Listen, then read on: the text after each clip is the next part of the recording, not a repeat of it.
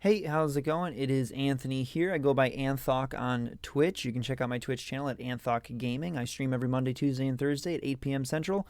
I do a lot of VR gaming there if you are interested. I'm going to make this video today just talking a little bit about the Quest 2 versus the Valve Index, specifically talking about the weight of the two headsets, the weight of the controllers, and the comfort of these two different VR systems. Now, these are very different devices approaching different markets. We have the Quest 2 really aimed at people who haven't done VR before or people who are looking to upgrade their other Oculus devices. And we have the Index, which is like the best PCVR headset you can buy currently. Now, there are some other things you could get, but really it's the most common one that is really the best thing you can get. The Index is wired and you have to use a PC with it, where the Quest you can use with a PC by plugging in a cable or using something called virtual desktop to play wirelessly. That's how I play, and that's how I'm approaching my comfort of the Index versus the Quest 2. Of course, you can also play games standalone on the Quest 2. You don't need a PC at all. You can play games built into the headset by buying them through Oculus. There's some wonderful games on there that are very close to the PC gaming experience. Things like Superhot, Saints and Sinners, Arizona Sunshine, Echo VR. There's so many great experiences that are standalone on the Quest, which really appeals to people who don't have a gaming PC. I'm focusing more on the PC gaming side of things and just the comfort level as a whole of the Quest versus the Index. I use virtual desktop, I play wirelessly, I stream wirelessly, and it works fine for me. Some people might not have the right setup, like the correct wireless connection or the correct, they might not have a wired computer to their wireless router to do that wireless, so it might not apply to everyone. But again, I'm speaking from my perspective. Let's go ahead and start out with the weight of the different headsets. First off, the Index here weighs in at 842 grams for me because I have a couple things that I've added onto it. You can see in that picture and right here, I have a face covering just to make sure things stay really, really clean. I also have a rear covering, so it's the back of my head. You know, if I got like an oily hair day or something, it's not going to get all on the Index padding. I also have a 3D printed valve on the back to tighten the actual headset. In terms of comfort, when I put on the Index, it is a little front heavy. I could fix that by putting a battery or something on the back. I just haven't because it hasn't been such an issue for me. But it is a little front heavy, especially when compared to my Quest 2, which I have pretty balanced with a battery on the back. There are earphones that do not actually sit on your ears for the Index. So when I put this on, I don't actually have anything contacting my ears. When I put on the Index, I have to be very careful not to lift this up too much because this cable here has a lot of tension on it. So I'm very worried about that and the longevity of that. But when I put it on, I can slip it on here, tighten this up, and we're good to go.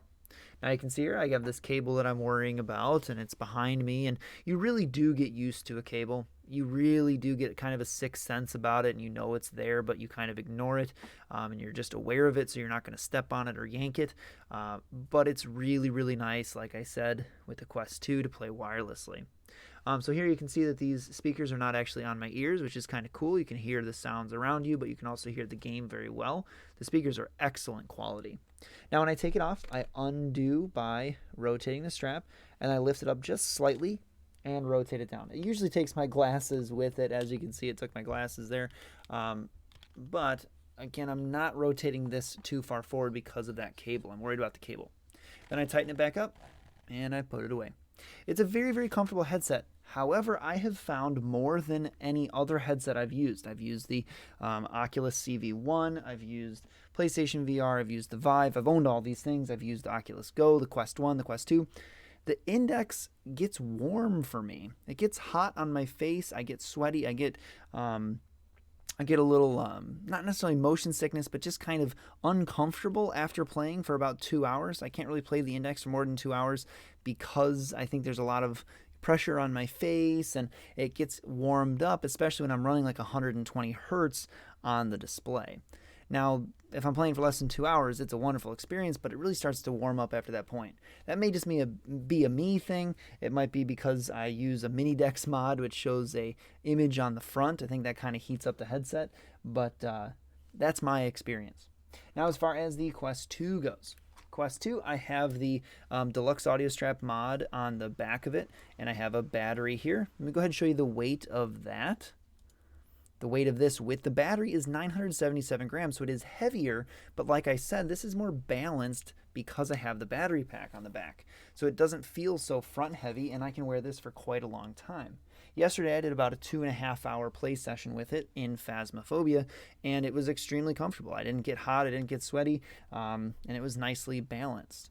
So again, that is the weight with the battery. Let's get the index image out of here. That's the one with the battery. Here is the Quest 2 with no battery. So with no battery, it is 782 grams. And if you recall, let me go ahead and pull that index picture back up. That is less weight. That is lighter than the index. So there is some difference in weight there if that is a concern for you, which I believe it would be a concern for everybody because we're putting these on our heads playing for a while. And if it's lighter, you might be able to play it longer. I usually do play with the battery in because I like the balance of it a little more, and the battery extends my playtime significantly. Open up the deluxe audio strap here all the way, and unlike worrying about the cable, I am now worried about the bending of the plastic. Now this is a big concern for the Elite strap. If you buy the Elite strap for the Quest, I'm going to return mine, but I'm using the deluxe audio strap now. So to put this on, I just very carefully lift it up a bit. It does bend that plastic, but I'm not worried about this breaking. I've owned this for a long time. I've even owned one back when I had a Vive before, and it has never had issues. So I'm not so worried about that, but I do lift it up, throw it on, and tighten it up in the back, and then I throw the headphones down. So the headphones are contacting my ears.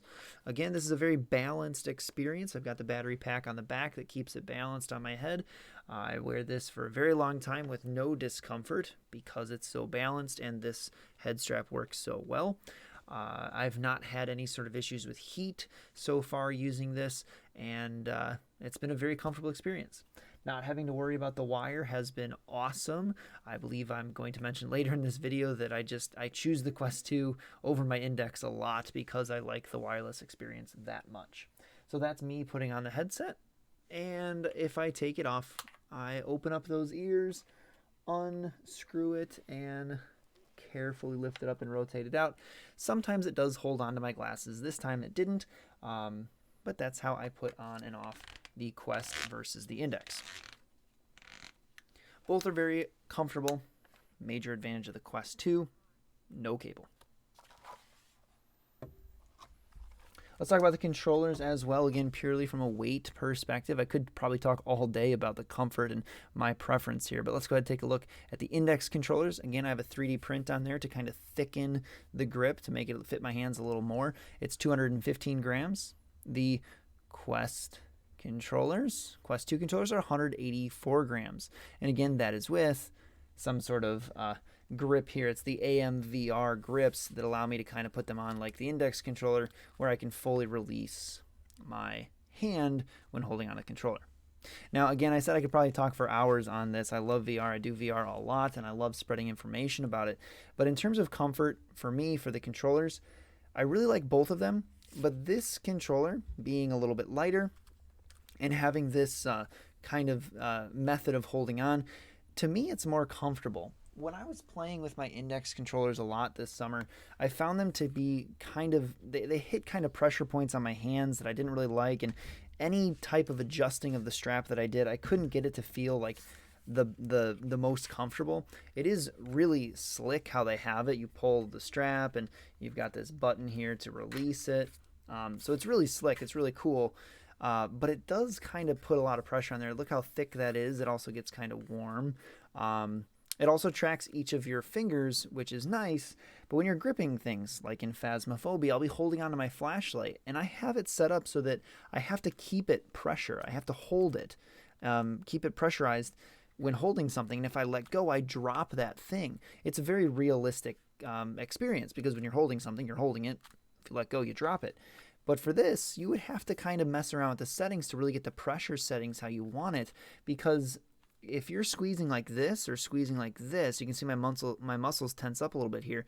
Well, that's a difference. The game is going to recognize this, when you loosen up a bit, is you dropping something depending on how you have it set up. The reason that I like the Quest 2 controller a little more, it's a very distinct haptic feeling. I'm holding it, I'm not holding it. It's a button. I can even hold my fingers like this and do a difference of that. Now you might say, hey, that takes away from the realism. Don't you want to squeeze something to really hold it? But this is realistic enough. I'm holding on to it. I'm not holding on to it. And I usually do open up my hands completely if I'm letting go of something. So it kind of adds to realism depending on how you interact with it. But I really like just having that button. It is a capacitive button, so it knows if you're resting your finger on it or if you're squeezing it all the way. So it kind of adds to a little bit of immersion there. Same thing with the trigger up top. It knows if you're pressing it, holding it, or you're completely off of it. So there is some nice finger tracking there. Not necessarily all of them. You don't have finger tracking for these bottom two fingers. Well, that's kind of goofy, isn't it? How I was moving my fingers there. So that's just kind of what I wanted to share here today. The differences in weight of the controllers, of the headsets, and on how I feel personally with the comfort. I will end this video by saying I choose my Quest 2 over my Index almost every stream. In fact, every stream since I've gotten my Quest 2. Even back with my Quest 1, I was choosing my Quest 1 over the Index quite a bit because of the wireless aspect. Wireless works so well for me. There is lower field of view. There is lower refresh rate, and there is a little bit of latency compared to the Index. But I will trade all of those things to have the wireless Quest. For me, I prefer it. There are people out there who are going to much, much prefer having a wired experience that has no noticeable latency, it has a wider field of view, and it has a higher refresh rate. But for me, I'll trade those things to have wireless any day. I've really enjoyed using the Quest 2 so far. A couple of updates as well on my use. I've owned it for 2 weeks. I've played almost 2 hours every day with it. I play Phasmophobia a lot with my wife and friends. That equates to about 28 total hours of use. The original batteries are still in these controllers, and they're showing 100% in the headset. I know it's probably not true. They're probably not actually at 100%, but if I was using the Index, I would have had to charge these up probably 3 or 4 times by now. If I was using Quest 1, I probably would have had to change the batteries twice. I'm pretty preemptive about charging and changing batteries just because I don't want them to die on stream. But these have lasted for such a long time. I'm very happy with the battery life from the Quest 2 controllers. Speaking of battery life, about the headset itself, yesterday about an hour and a half into a 2.5 hour VR stream, I noticed that my battery pack was not actually charging my Quest. My Quest, after an hour and a half, was at 48% of wireless streaming using Virtual Desktop. So all I did was I had it plugged in and I clicked the button down here. I can't find it right now. I clicked the button right here, and that started the charging. That's just how my battery pack works. It started the charging, and then it slowly increased the charge of the Quest up to 52% by the time I was done. So it had about an hour to charge, and it went up by 2%, which was really nice. Some people are reporting that their headsets aren't actually charging when they are plugged in playing. For me, it's working okay. I do have magnetic release cables on here, so that way if I hit something while I'm playing VR, it'll tear out the magnet. It'll undo the magnet rather than pull out the actual plug. I think that's all I've got for this video here. I just wanted to share what I've found about the differences in weight, differences in comfort between the two. These headsets, they hit totally different customers. You've got the Quest at $300. To mod it out like this, it would cost you an extra $100 pretty much for the extra strap. So maybe you're looking at $400, $450 with a battery pack to get your Quest 2 like this. And then you're looking at $1,000 for the Index. Is the Index twice as good of an experience as this? Is the Index 3 times as good of an experience as the $300 Quest? No, it's not. But some people are going to be willing to pay that extra to have the wider field of view, to have the higher refresh rate, and to have the wired experience and have it work really well. Also to have these controllers that some people prefer. For me, as I think I've said probably 4 times by now, I prefer the Quest 2. I use the Quest 2 much more often than my Index, which is unfortunate because the Index was so expensive. I should probably use my Index more, but Quest 2, it has me wanting to use it more and more. So that is it for the video. I'll say it again. I stream on Twitch every Monday, Tuesday, and Thursday at 8 p.m. A lot of VR streaming going on there. So if you are interested, check that out. Please comment below if you have any questions or if you want to see anything else. I'm just starting to get into making some more videos and sharing my knowledge of VR and my thoughts there. So thank you for watching. Take care, and I'll see you next time.